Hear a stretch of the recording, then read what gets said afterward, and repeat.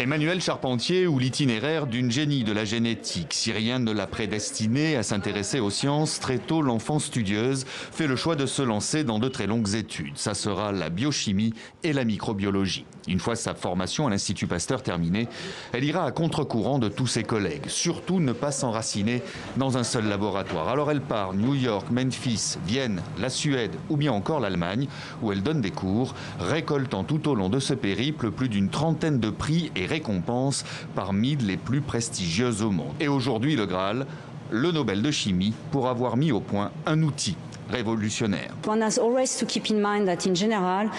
Il faut toujours garder à l'esprit qu'en général, les prix Nobel sont attribués 20, 30 ans après la découverte. Et cette découverte remonte à seulement 8 ans et elle a explosé. Tout le monde utilise maintenant la technologie CRISPR-Cas9.